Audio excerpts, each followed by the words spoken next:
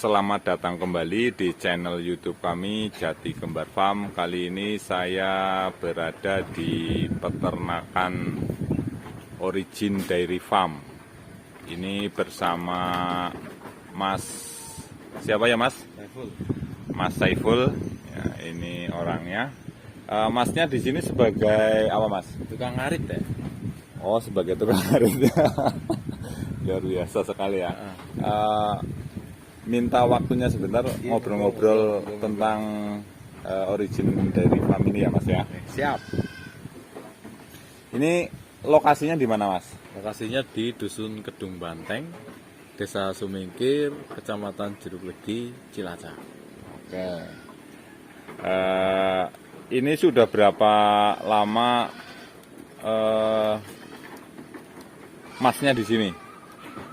Yang saya lama di sini saya belum terlalu lama, tapi kalau kasih kandang itu sudah lumayan lama. Kandang mulai berdiri itu tahun 2008 dan beroperasi tahun 2009 sudah mulai berjalan. Oh gitu. Ini kalau saya lihat di mana karena udah ada YouTuber yang kesini ya Mas ya. Nah kalau ngelihat di konten YouTube tetangga itu Origin Dairy Farm itu mengklaim ya peternakan terbaik apa terbesar? Salah satunya peternakan terbaik di daerah khususnya di Jawa Tengah bagian Selatan. bagian barat, di Cilacap, di sekitaran Cilacap khususnya dengan teman-teman ternak. Kita salah satunya adalah peternakan terbaik dengan perawatan genetik yang masih terjaga. Jadi di Origin Dairy Farm ini mengklaim peternakan terbaik dari sisi genetik kambing perah ya. Nah, jadi termasuk kita di sini itu Origin Dairy Farm itu dari berbagai farm yang ada di Indonesia itu salah satunya adalah pejantan-pejantan atau ras-ras kambing perah yang dikembangkan di daerah-daerah tersebut. Banyak pejantan yang kita suplai dari Origin Dairy Farm. Sampai mana aja tuh Mas? Sampai luar Jawa. Sampai luar Jawa ya. Ya, luar Jawa. Ini bisa dibuktikan ya Mas ya, nanti kalau misalnya penonton ada yang sudah pernah membeli di Origin Dairy Farm, silahkan tulis komentar di bawah ya untuk membenarkan apa yang dikatakan oleh Mas Ipul.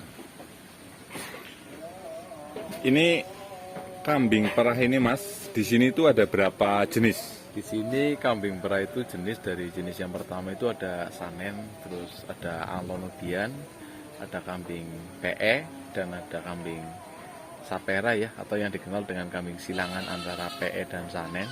Terus kita mengembangkan kambing perah lokal yaitu Jawa Randu.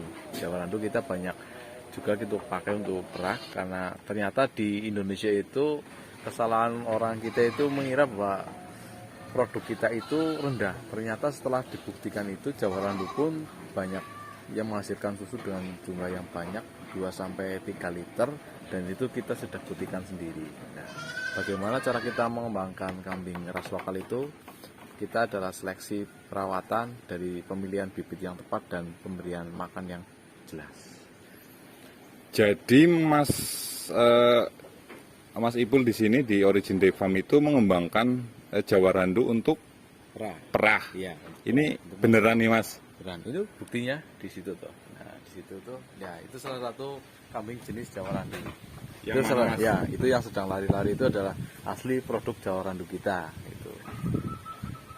Oh, padahal kalau sepengetahuan saya dan teman-teman yang yang peternak lokal lah ya Mas ya, itu Jawa Randu itu tidak pernah, bahkan belum pernah lah ada sejarah untuk memerah di rumah untuk diminum, itu kayaknya belum pernah loh Mas. Ya. Ini yang membedakan apa nih Mas? Bisa diperah itu dan tidak bisa diperah? Itu karena kita sebenarnya terobsesi dengan kata kambing perah itu pasti kita merujuk pada kambing luar negeri, produksi farm yang ada di Australia.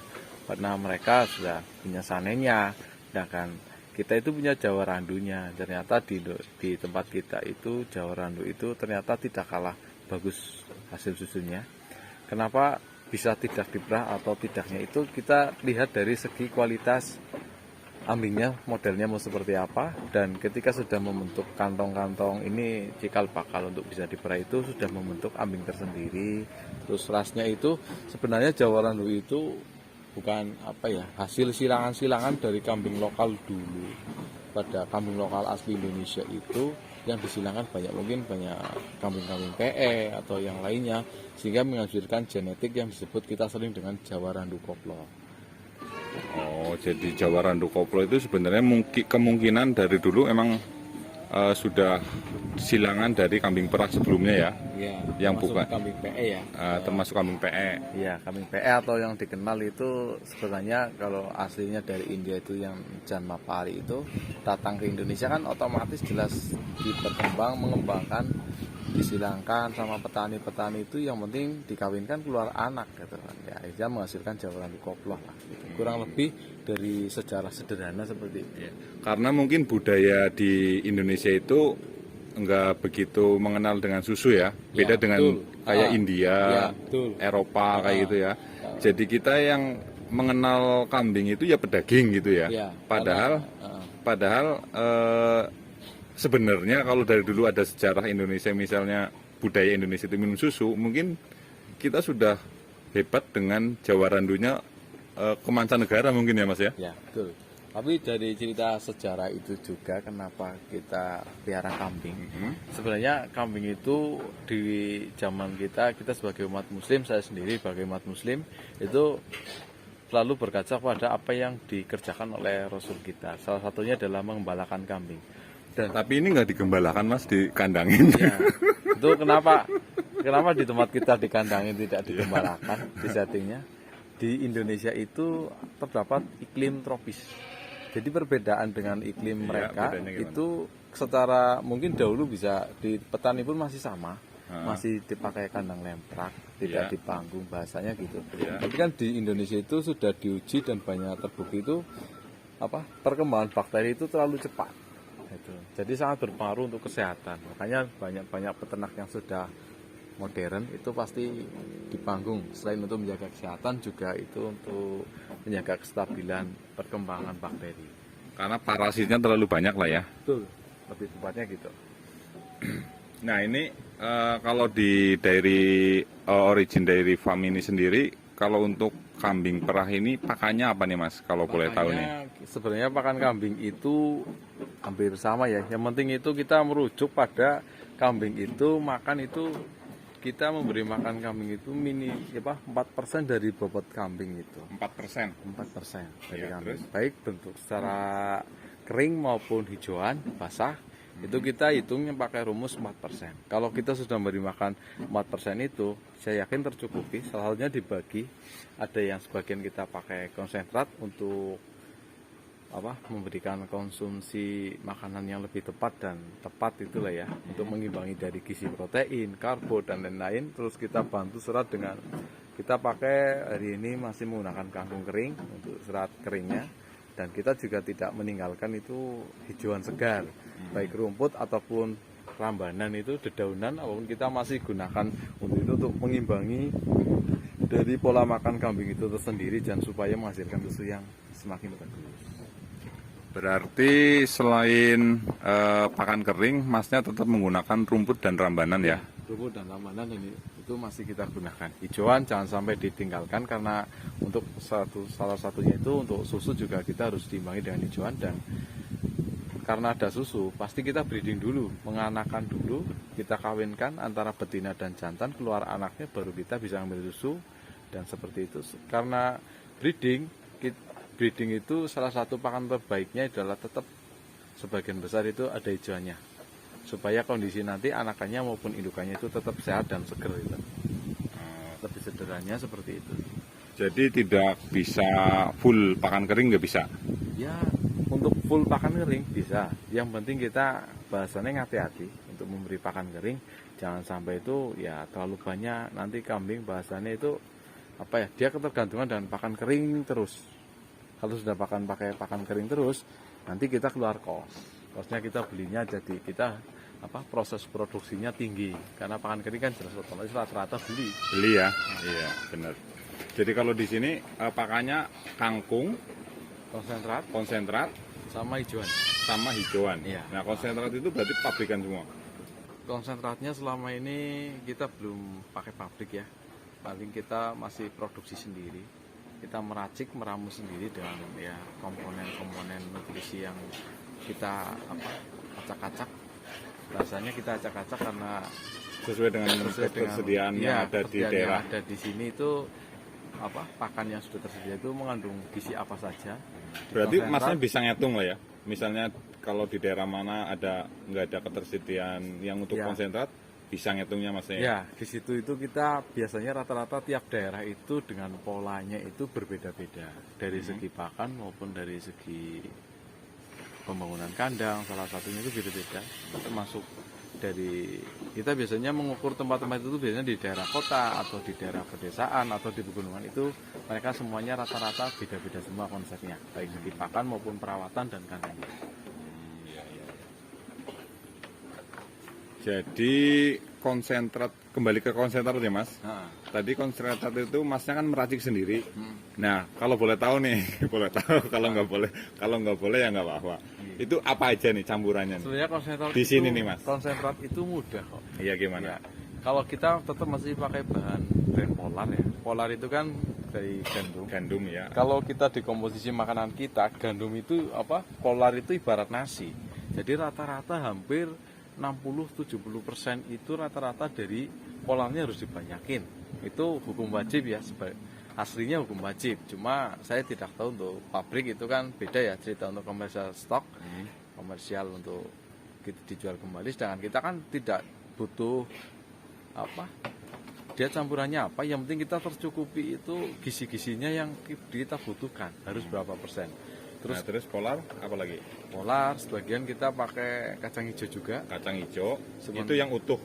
Enggak, itu kacang hijau itu menir sama kulitnya. Menir sama kulitnya. Ya, Terus terus sementara kalau ada itu sebenarnya itu harus ada SPM, SPM itu kedelai. kedelai. Soya bean itu ya. Iya, harus ada SPM sebenarnya. Cuma Kedelai juga apanya tuh?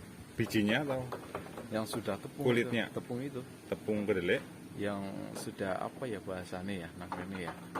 Ya, senepung kayak gitu modelnya, terus pakainya tambahan lagi Itu ada- beli juga. beli ya. Terus CGF itu. CGF. Ya, itu. Berarti banyak lah ya mas. Sebenarnya banyak, cuma kita pakai yang saya sendiri memproduksi di sini cuma hanya cukup untuk pakai Polar dan kacang hijau. Karena di sini hijauan udah banyak, terus ada pakan kering, juga kangkung itu kan kandungan proteinnya tinggi. Oh, jadi yang Terus- di sini yang dipakai untuk konsentrat itu mas saya cukup Kacang hijau. kacang hijau sama polar. Kacang hijau sama Polar, terus kita tambahin mineral. Jangan Mineral. lupa mineral itu. Mineral itu terpisah kan ya? Mineral itu Terpisah kan? Maksudnya sebenarnya dicampur terpisah. Sebenarnya terpisah. Iya. Rata-rata ada yang pakai jirat itu udah bentuk mineral block, tapi saya pakai yang efisien. Artinya efisien itu bukan efisien secara pembelian, tapi efisien secara penggunaan dan maksimal.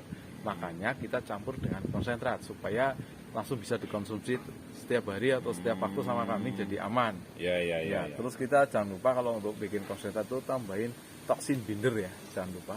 Itu fungsinya buat? Toksin binder itu untuk mengikat aflatosin yang ada di dalam konsentrat. Misal kita takut dengan keracunan masalah kambing itu sering Embung. dengan dunia jamur itu ya. Oh, Kita fungi-fungi mengantisipasi itu, fungi-fungi itu kita antisipasi dengan toksin binder. Ah. Itu setiap konsentrat itu rata-rata menggunakan toksin binder supaya untuk anti racun itu mengikat. Toksin binder ada di Ada rata-rata. mana itu kalau beli? Di sekitaran untuk kita ada di contoh sederhana itu kita banyak pelajari di tempat-tempat penjual bandar-bandar ayam itu loh. Oh, di toko-toko peternakan ayam Peternakan itu ada. ayam, pokoknya yang toko-toko peternakan besar itu Iya. rata-rata menjual kayak mineral, toksin binder pasti. Oh, gitu. Gitu. Ya, ya, ya, ya. Nah, ini kalau konsep kandangnya sendiri ini gimana, Mas? Ini kalau untuk Kenapa nggak disekat-sekat milih koloni seperti ini, Mas? Kalau untuk koloni itu sebenarnya itu kita untuk efisien di kandang ya. Misal kita disekat dari sini tiang satu Iya. tiang satu sampai tiang sana itu kan cuma jarak sekitar 5 meter ya. Iya. Kalau disekat dengan ukuran 1 meter itu cuma masuk 5 ekor. Iya, betul. Nah, ini sedangkan kalau untuk sekat kan untuk breeding itu 1 meter lah ya. iya, kurang lebih 1 meter sampai 1-2 meter lah ya. 1 meter. Nah, ini sedangkan konsep untuk di koloni itu di kandang ini kapasitas bisa masuk 10 ekor. 10 ekor sampai 11-12 insya Allah Masih muat masih ya. muat. Kita maksimal di angka 15 ekor kan. Ini udah masuk itu jadi kita efisien. Yang tadinya mau bangun kandang dengan gede, Iya. dengan lebih sekatan tapi isinya sedikit, Sedikit. kita Dengan koloni itu lebih banyak. muat lebih banyak Iya, ya. masuk lebih banyak itu. Nah ini kan kadang-kadang nih mas, kalau kambing-kambing kalau misalnya datangnya nggak bareng, Nah, itu kan kadang-kadang suka berantem. Biasalah namanya kambing ya mas ya. Kalau datang pertama kan berantem dulu, beda sama manusia. Kalau manusia ketemu pertama akur, lama-lama berantem. Kalau kambing kan sebaliknya gimana sih, mas? iya. Kalau kambing itu sebaiknya kita ketika datangnya tidak bersamaan, Nah, nanti kita masukkan ke kandang koloni yang mau ditempatkan itu bareng-bareng. Itu insya Allah. gimana itu caranya? Maksudnya Misalnya di sini, di situ kita sudah pisah-pisah dulu. Biasanya kan datang kambing ada masa recovery ya. Iya. Recovery, terus ada karantina, perawatan tersendiri itu biasanya. Terus kan biasanya baru dimasukkan ke kandang koloni. Kalau sudah fit, sehat, baru digabungkan. Nah itu kita cara menggabungkannya itu bareng-bareng dimasukinnya. Di situ misal udah ada 2 atau 3 ekor, kita tambahinnya aja di tempat yang koloni. yang akan ditaruh gitu. Taruh udah ada populasi di situ. Iya. Kita tambahinnya jangan 1-2 ekor, minimal 3 atau 4. Insya Iya. Allah supaya tidak bertarung. Oh, kalau cuma nambahin 1 itu Rata-rata diajar, Jadi diamuk, jadi bahan amukan. bulian lah ya. Iya, bahan bulian diamuk. Nah, kalau yang baru itu banyak, itu aman, aman ya. aman. Caranya begitu. Itu yang sudah terjadi di Yang sudah origin Iya, dari farm ini ya. iya, Seperti yang itu ya. Seperti itu.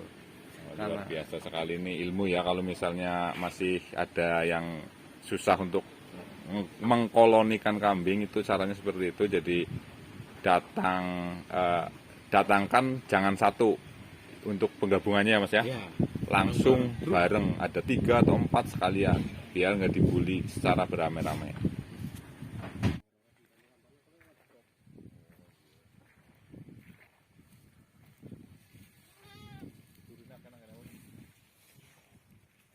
Ya, terima kasih Mas Mul atas bincang-bincangnya pada kesempatan kali ini. Untuk para penonton, kalau video ini bermanfaat, silahkan di like, di share, dan di subscribe. Kalau tidak bermanfaat, tetap di like, share, dan subscribe. Jika ada pertanyaan atau kurang lengkap informasi tentang Origin Dairy Farm, silahkan tulis komentar di bawah.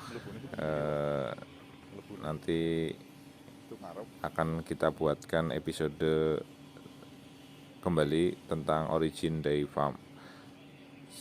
Terima kasih, sukses selalu untuk para penonton, dan tetap semangat ngarit.